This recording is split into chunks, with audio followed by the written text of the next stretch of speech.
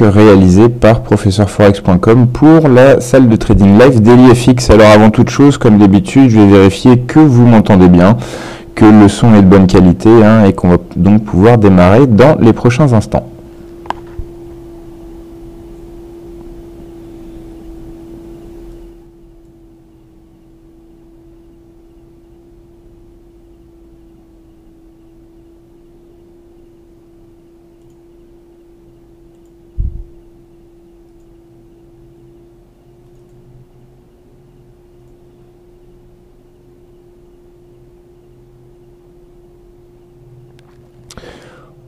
Ok, très bien. Donc bonjour à tous, on me prévient que le son est ok, donc on va pouvoir démarrer tout de suite.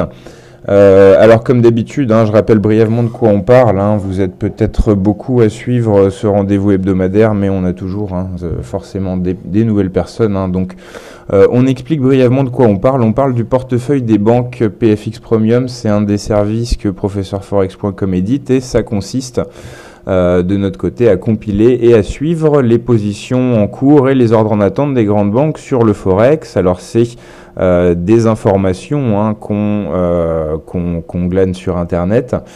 Faut savoir que les banques communiquent de temps en temps sur leur prise de position ou alors émettent des conseils à destination de leurs clients.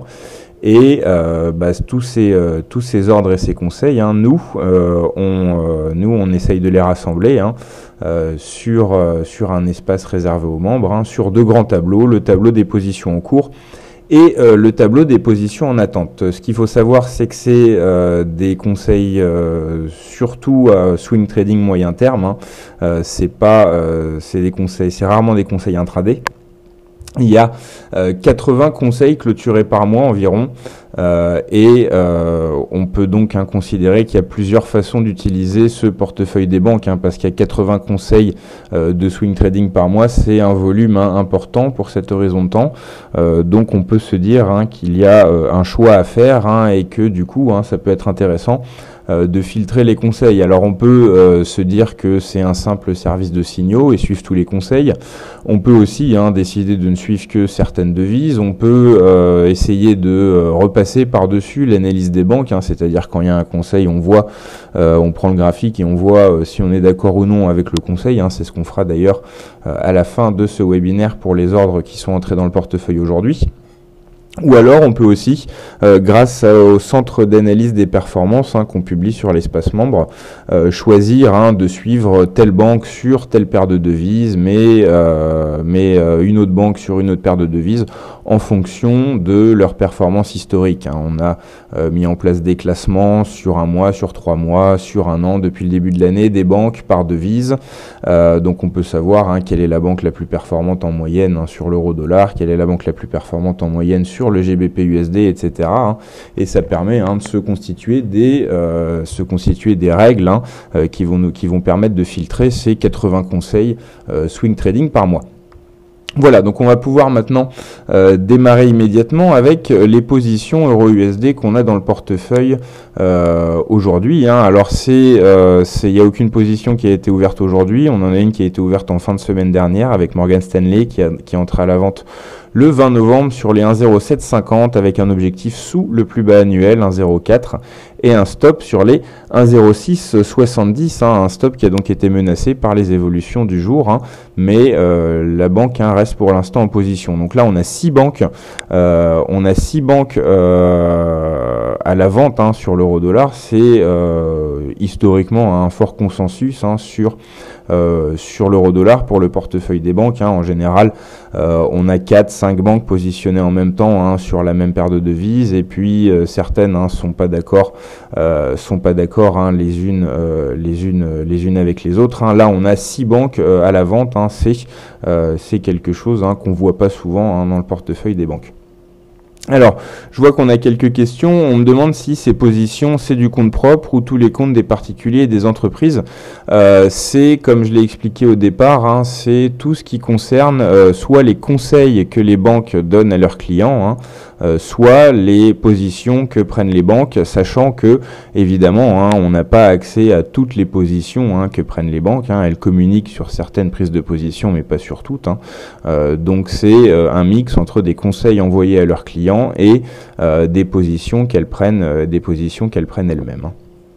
Voilà. Donc pour l'euro-dollar, on voit que on a 6 banques actuellement à la vente. On voit que on a un certain consensus sur l'objectif. On voit que toutes les banques sont autour du plus bas annuel pour l'objectif. 1,04 pour Morgan Stanley, 1,0458 pour Danske Bank, 1,05 pour Crédit Suisse, 1,0450 pour Citi, un objectif qui n'a pas encore été défini pour SEB et 0,99 pour Barclays, mais là c'est autre chose vu qu'on est sur une position de long terme. En ce qui concerne les stops, on voit pas de gros consensus. On voit qu'il y a 2 banques, Danske Bank et Crédit Suisse, qui ont quasiment le même stop à 1 pip près. Qu'est-ce qu'on peut voir également? On voit que SEB et Barclays aussi ont des stops proches, 1,1278 et 1,1306. Donc voilà, ça c'est aussi une autre manière d'utiliser le portefeuille des banques. On peut essayer de regarder s'il y a plusieurs banques qui ont le même objectif ou le même stop, ça aide à repérer des seuils importants. Si plusieurs banques considèrent que c'est judicieux de positionner un objectif ou un stop sur à peu près le même seuil, ça peut devenir intéressant de nous-mêmes s'y intéresser et de voir pourquoi ce seuil est considéré important par plusieurs banques et de voir si on peut pas intégrer cette information dans le cadre de notre trading personnel. Donc on peut aussi voir ce service comme un outil d'analyse et pas seulement comme un outil de conseil. Donc voilà pour l'euro-dollar, ce qu'on a actuellement dans le portefeuille. Alors, on a un consensus acheteur sur USD-CAD. Alors je vous demande une petite minute. Je vais ressortir l'image en question.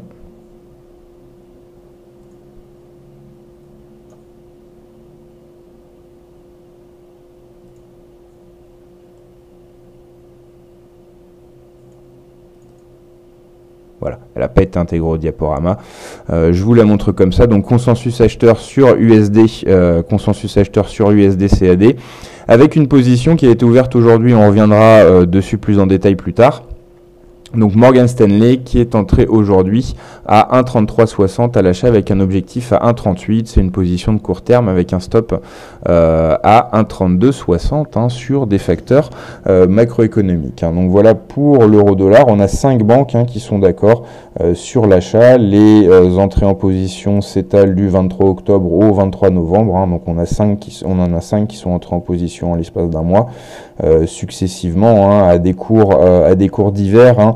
On a Crédit Suisse, celle qui est entrée le plus tôt, qui a bénéficié du meilleur cours, et celle qui est entrée le plus tard, Morgan Stanley, qui a bénéficié du cours le plus élevé. On voit bien donc que ces conseils ont accompagné la tendance haussière du USD-CAD au fur et à mesure qu'on avait la hausse qui se confirmait. On a de plus en plus de banques qui sont entrées à l'achat sur la paire. Au niveau des objectifs, on peut voir 2 banques sur les 1,3450 environ. On en a une sur les 1,40, une sur les 1,38, une sur les 1,36. Donc il n'y a pas de consensus clair et c'est à peu près la même chose sur les stops, qui sont aussi un peu éparpillés entre 1,2935 et 1,3260. Mais ce qu'il faut retenir surtout, c'est qu'on a 5 banques à l'achat sur USD-CAD sur du moyen terme environ. Donc ça peut être une idée de trading à creuser et à confirmer avec votre propre analyse. Voilà pour le dollar contre le dollar canadien. On poursuit avec le dollar contre le franc suisse où on a un consensus acheteur également avec 4 banques qui sont à l'achat.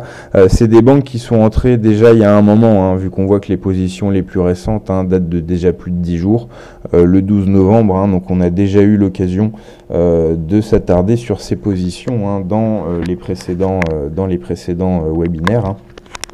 Donc on va pas s'attarder sur ceci. On voit que on a des objectifs qui sont éparpillés. Les stops c'est pareil, il n'y a pas grand chose à en déduire pour l'instant. C'est des positions qui suivent leur cours, qui sont maintenant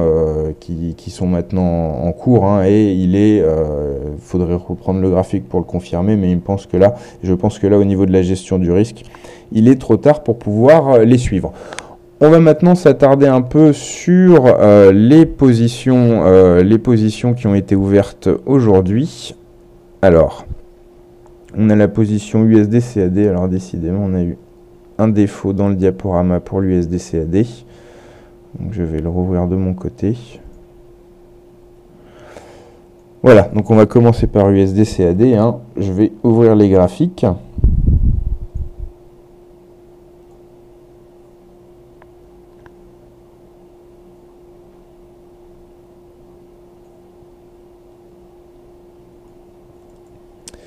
Voilà, et je prends USD-CAD en données horaires. On va enlever les indicateurs.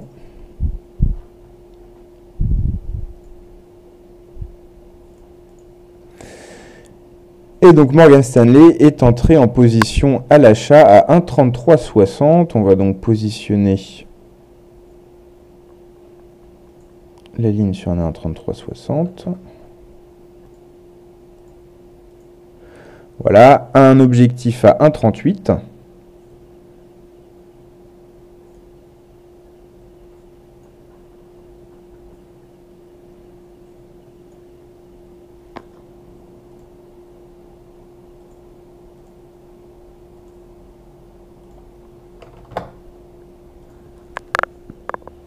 Et un stop à 1,3260.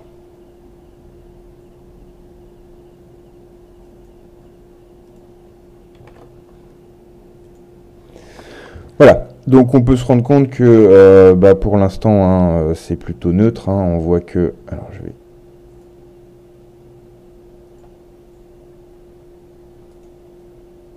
arranger le graphique, qu'il soit le plus lisible possible, tout en laissant apparaître tous les seuils. Voilà. Donc entrée sur les 1,3360, on a un stop qui est serré, on a une gestion du risque là qui est vraiment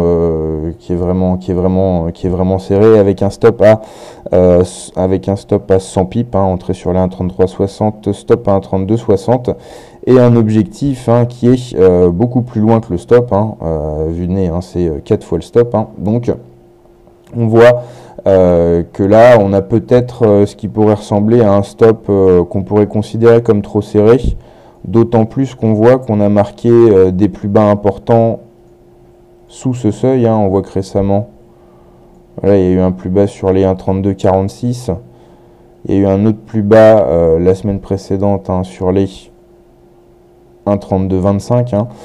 Donc on voit que ce seuil des 1,3260, hein, c'est pas dans l'évolution récente hein, de USD-CAD, hein, c'est pas un seuil hein, forcément très fort et on peut considérer que le stop hein, qui a été choisi par la banque hein, pourrait présenter des risques hein, de fausses cassures. Hein. Donc, compte tenu de l'objectif à 1,38, ce qu'on peut dire, c'est que si on s'intéresse à cette position, c'est pas forcément idiot ni contraire à la gestion du risque hein, de mettre un stop un peu plus large que ce que la banque prévoit. En ce qui concerne l'objectif, alors on va passer peut-être en données H4 pour pouvoir aller un peu plus dans le passé, voir si cet objectif se justifie. On voit effectivement que le 16 novembre et le 18 novembre, hein, on a marqué des sommets importants. Alors, apparaître les 1,38. On voit que oui, on a marqué des sommets importants sur la 1,3360. Hein, ça, c'est pour justifier l'entrée. Hein. On voit que donc c'est la cassure au-dessus de ces sommets du 16 et du 18 hein, qui était certainement visé par la banque hein, pour entrer en position. Et donc l'objectif des 1,38, je recule dans le passé. Il correspond pas à grand chose hein, pour l'instant, donc on peut considérer qu'il est peut-être un peu trop ambitieux. Hein. Donc là à ce stade, on peut se dire qu'on pourrait modifier l'ordre hein, en se disant qu'on va mettre un stop un peu plus large que celui que la banque prévoit et en même temps hein, une limite une limite un peu plus serrée, hein, on a de la marge pour que la gestion du risque reste tout à fait correcte, hein, en rapprochant la limite et en écartant le stop. Sinon, il est vrai que plusieurs banques sont à l'achat sur l'USD-CAD, donc là c'est un profil auquel il faut s'intéresser, hein. On voit aussi qu'on a eu un sommet important le 29 septembre, hein, sur les 1,3455 environ, hein. Donc on voit qu'il faudrait dépasser ce seuil là pour confirmer, et puis idéalement les 1,35, hein, c'est un seuil bien psychologique, ça constituera aussi une confirmation confortable. Mais bon, là on déborde un peu sur de l'analyse, hein. Là il s'agissait surtout de essayer de se mettre dans la place de la banque, hein, qui a donc pris cette position. C'était la première position que je voulais mettre en valeur dans ce qu'on a enregistré ce matin dans le portefeuille des banques, hein. Donc ça a été ouvert ce matin. On passe à la deuxième. Ça va être... Alors je vais prendre de mon côté les autres ordres.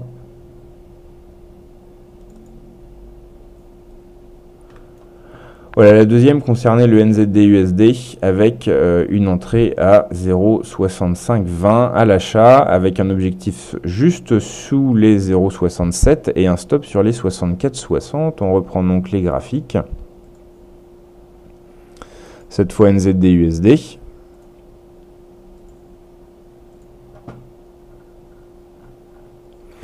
Avec une entrée à 65,20, on l'a dit.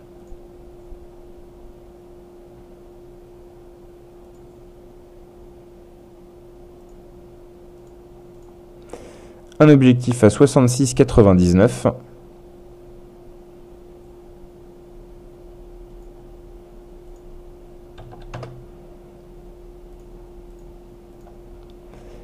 Et un stop à 64,60.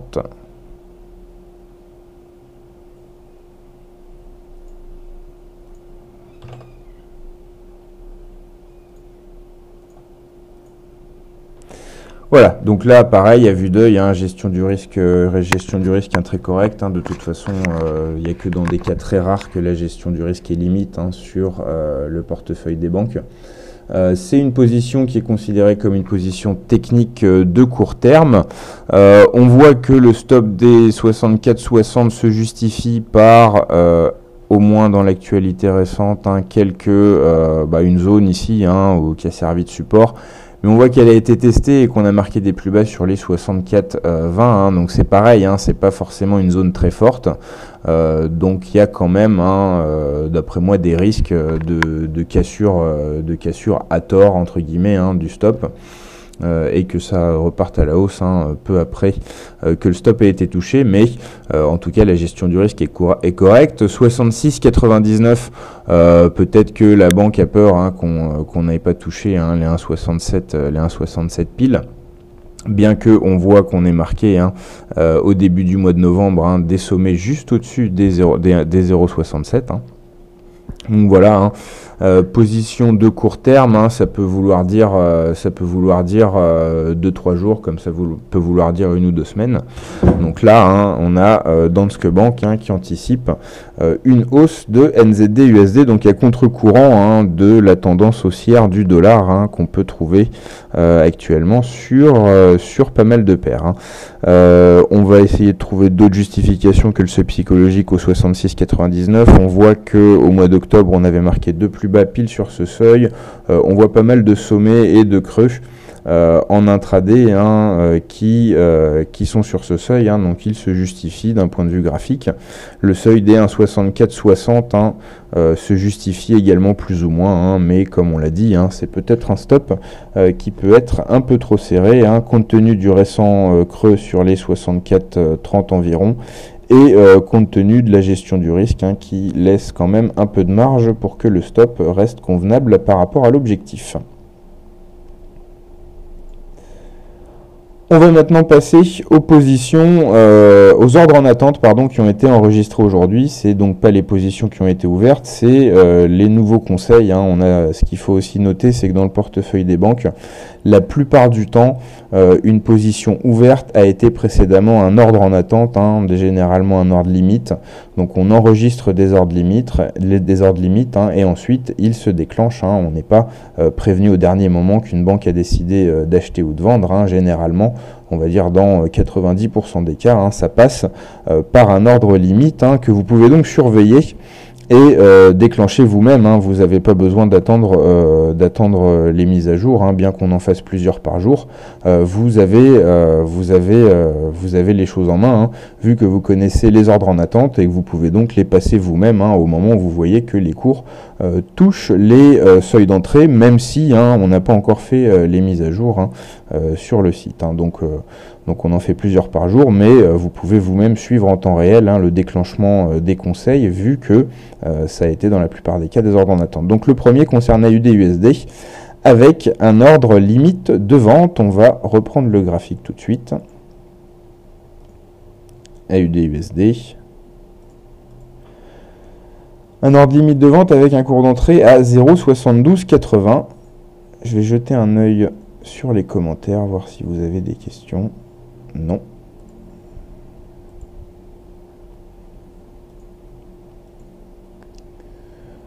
« 72,80 ».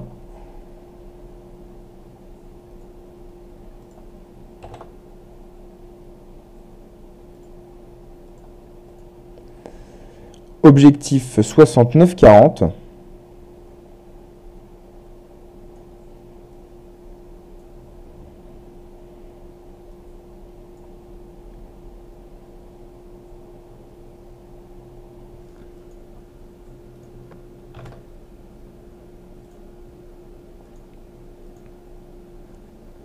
Et stop 73,85.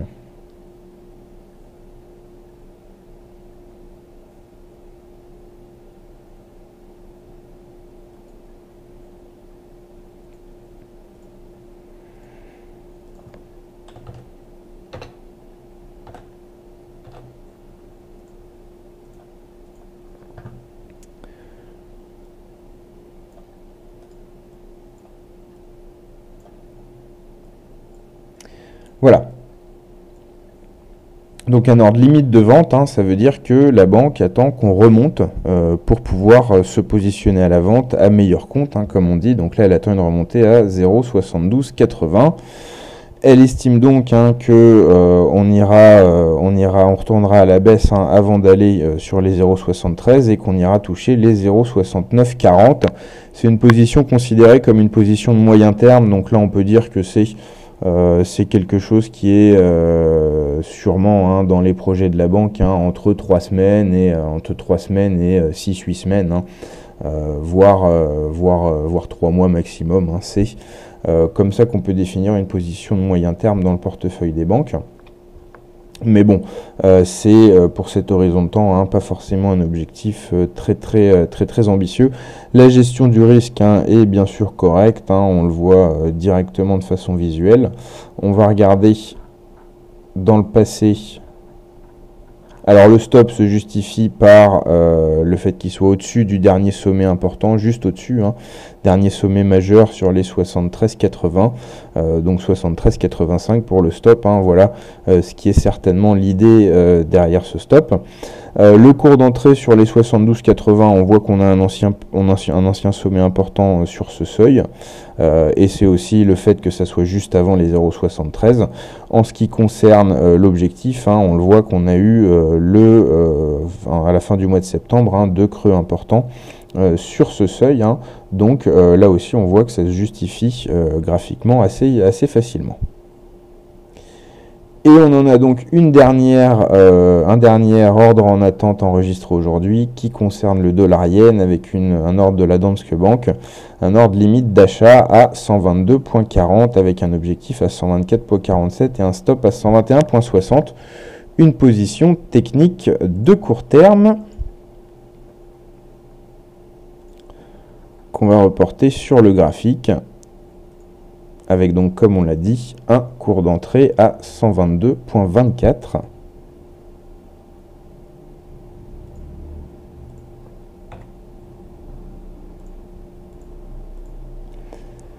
un objectif à 124,47.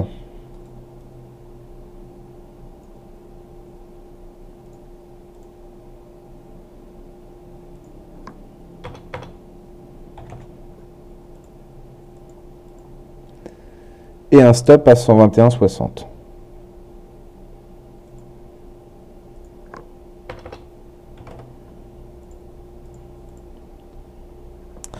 Voilà, donc le cours d'entrée, on voit que c'est le plus bas du 15 novembre. Et c'est à peu près tout. Si je vais en arrière sur le graphique. L'objectif à 124,47. C'est plusieurs sommets importants, hein. Mais bon, là, on voit que la justification graphique n'est pas claire. La gestion du risque est correcte. Et le stop à 121,60.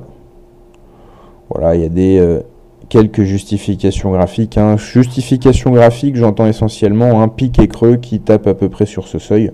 Donc ouais, on en a quelques-uns, hein. Donc voilà. C'est une position, hein, donc qui vise la hausse du dollar yen, mais qui vise avant un certain affaiblissement, et on voit que c'est pas sûr que ça soit déclenché, hein, parce qu'on peut voir un récent support, hein, autour de 122,70, hein. On verra si c'est cassé, mais la tendance haussière du dollar, hein, pourrait reprendre avant que le cours soit touché. Alors ce qu'il faut aussi savoir, c'est que les banques, hein, parfois, hein, émettent des ordres en attente avec des cours d'entrée assez éloignés des cours actuels, hein, et ensuite, hein, modifient ces ordres en cours de route. Nous, on reporte bien sûr, hein, les modifications, et comme c'est encore une fois, comme c'est des positions swing moyen terme, disons qu'il y a le temps, hein, vous n'êtes pas obligé d'aller voir toutes les 5 minutes, hein, les alertes, hein. En général, c'est des conseils qui sont émis lorsque les cours, hein, sont quand même assez éloignés des points d'entrée. Donc il n'y a pas en général, hein, de quoi se presser, hein. Vous pouvez la plupart du temps vous contenter de regarder quelles ont été les modifications dans le portefeuille le soir en rentrant chez vous, ou à la limite midi et soir, hein. Et ça suffit pour être à jour, et puis dans 95% des cas, hein, ne louper aucune position intéressante, hein. Donc voilà pour cet état des lieux du portefeuille des banques, hein, en ce début de semaine. Ce qu'il faut préciser, c'est que là, je fais le point sur quelques devises, hein, mais comme je l'ai dit, hein, on fait plusieurs mises à jour par jour. Donc il y a des modifications. On travaille sur 9 paires de devises, hein, donc il y a plus, hein, en gros. C'est quelque chose que vous pouvez tester gratuitement, hein, sur professeurforex.com. Ça s'appelle PFX Premium, et à l'intérieur de ce service, hein, on propose donc le portefeuille des banques. Donc vous pouvez le tester gratuitement pendant 7 jours, et vous pouvez aussi l'obtenir gratuitement pendant 1 an, hein, avec l'ouverture d'un compte FXCM. Et enfin, je vous rappelle qu'on se retrouve tous les lundis à 16 h pour refaire, hein, ce même point, hein, sur les positions des banques, hein, pour voir comment les banques abordent la semaine, comment les banques sont positionnées sur le Forex au début de la semaine. Je vais simplement jeter un œil pour voir si j'ai des questions. Non, pas de questions. Donc écoutez, je vais vous souhaiter à tous une très bonne fin d'après-midi, et je vais vous souhaiter un bon trading, hein, pour ceux qui sont sur le marché, et je vous dis à la semaine prochaine. Et puis je vous rappelle également, hein, que très bientôt, un peu après la fin de ce webinaire, hein, ça sera disponible, l'enregistrement sera disponible sur la chaîne YouTube de DailyFX. Encore une fois, bonne fin d'après-midi et bonne semaine à tous, et à la semaine prochaine.